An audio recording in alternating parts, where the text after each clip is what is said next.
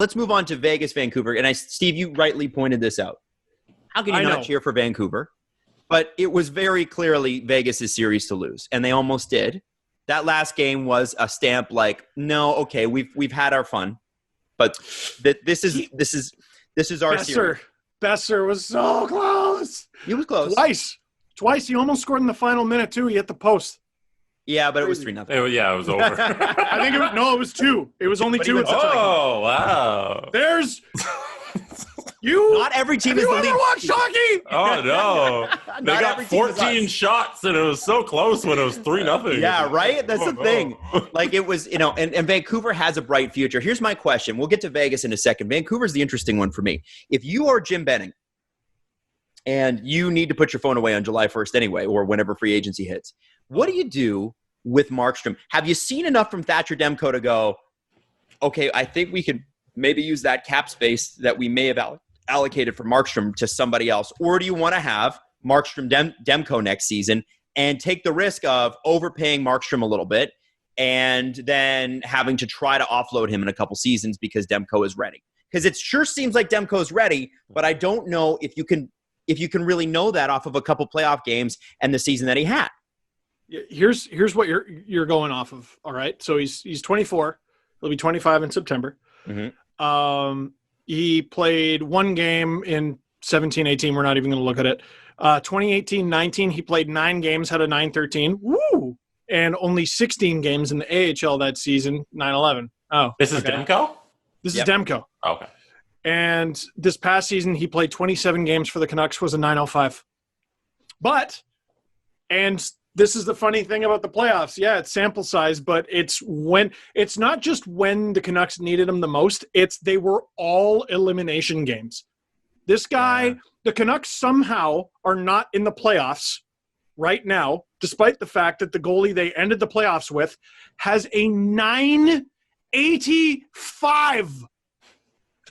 Small sample size, but yeah. What? So what? They were all elimination games like that. It's so hard. It's so hard because you can't anoint a starter after 3 games. But can you? That's crazy. But maybe you can. Like, I don't know. It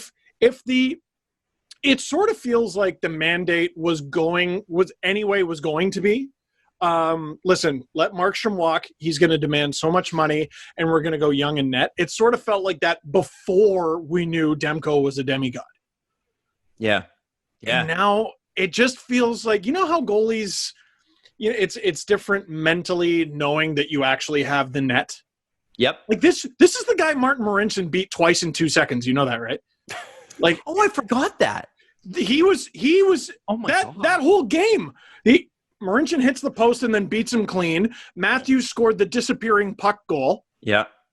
I think they beat him 2 or 3 times in the first. Talk about things that will never happen again. Martin Marincin, 2 goals ever. Even over the season. Forgetting the same game. I think they will go with him as the starter, but I think that was the plan anyway, and now they're just going to be more confident about it. So we got a comment in our last YouTube video about the total switcheroo on Markstrom and the views on him. People were like, "Wow, we're just going to ignore the fact that especially I think they were after me about it, like that Adam just did a total 180 on Markstrom." And meaning that I thought he was a big part of the Canucks' future. How are you going to re-sign him? And now I think, it's Thatcher Demko and you let Markstrom walk. And that's the way it goes, guys, in the playoffs. You change your opinion based on the results. Look at the results. Steve makes an incredible point. You have a goalie that's, a 986 in elimination games? That's the goalie.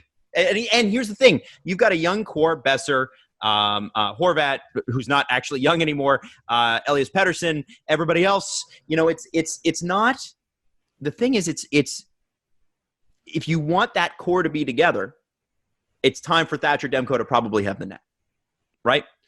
I tell you what, I think, and I was texting producer Drew about this, the Avalanche should bring a Brinks truck full of money because they have the space and give it to Jakob Markstrom in free agency. Trade one of Grubauer or Francouz, doesn't matter. They're both more than capable as a backup or 1A, and cruise your way to a cup. Yeah. I think that's absolutely what they should do. Grubauer wouldn't be too bad with the Leafs in a tandem. Well, just saying, man. I'm just saying. Listen, Markstrom was great in these playoffs. He was just let down by his team. He had a .936, despite the fact that the team in front of him wasn't good. Oh, he was sorry. great. That's Frederick Anderson I was looking at with the .936. Markstrom had a .919. Just to give Leaf fans a little something to chew on. One guy is a demigod who carried his team through 2 rounds, and the other guy is a piece of shit bum. No, the other guy was playing the Columbus Blue Jackets. The Leafs didn't score.